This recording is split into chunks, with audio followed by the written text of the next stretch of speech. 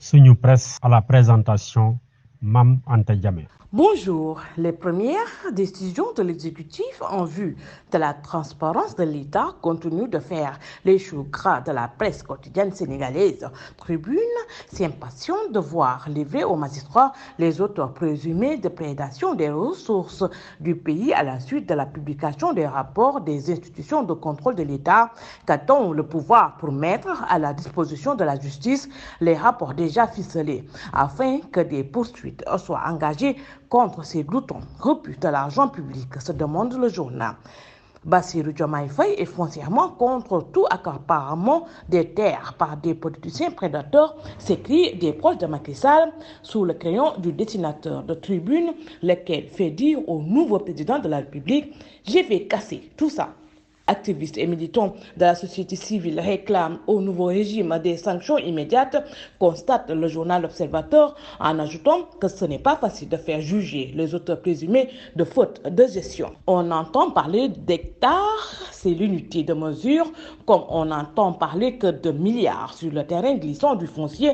Beaucoup se sont cassés jambes et bras, comme on peut le jour à propos de la mainmise présumée de proches de Macky Sall sur des terres appartenant au domaine public. Source A n'en croit pas ses yeux en lisant le rapport de la Cour des comptes sur la gestion faite de la municipalité de Kédougou Sud-Est par son ex-maire. Des travailleurs de la gouvernance de la préfecture et du commissariat de police de Kédougou, tout comme des membres du conseil municipal, auraient bénéficié de dons de denrées alimentaires destinés aux nécessiteux, rapporte le journal en citant un rapport de la Cour des comptes.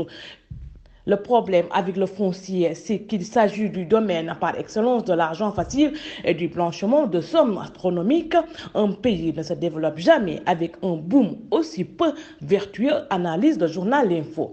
Au contraire, ajoute-t-il, c'est avec la jonction agriculture, industrie, commerce que le Sénégal devrait amorcer un début de décollage économique.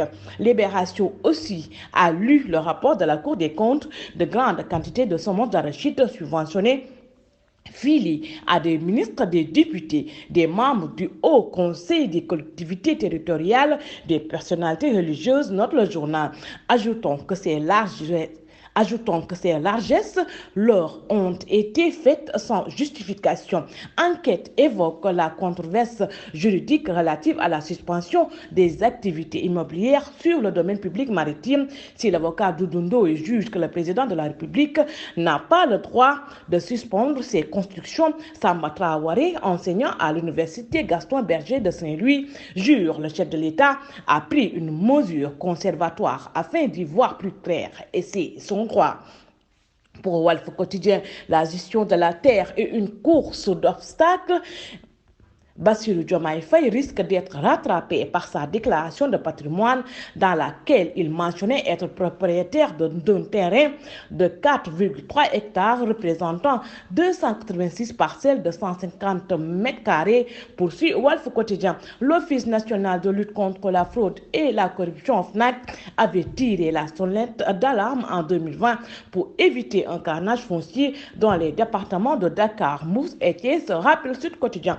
Malgré la mise en garde de l'OFNAC, les autorités sortantes ont fait semblant de ne rien entendre, ajoute le journal. Le président de la République continue de placer ses hommes dans les directions des entreprises nationales, observe le quotidien, après que des militants du parti au pouvoir ont été désignés pour diriger d'importantes sociétés de l'État. Bosby le jour saisit l'occasion de ces nominations pour exprimer son désaccord avec les nouvelles autorités du pays à propos de la promesse faite de recourir aux appels à candidature pour désigner les directeurs généraux des sociétés nationales. Quand les clés de la République vous sont confiées, il n'y a rien d'autre à faire que de gouverner et de prendre des décisions sur la base d'une vision, un pouvoir au poste comme le prévoit la Constitution, écrit-il.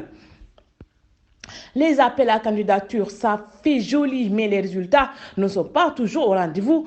Opine-t-il, Le Soleil évoque les états généraux qu'envisage de tenir le président de la République d'ici au mois de juillet prochain concernant les transports. Bonne lecture et bonne journée.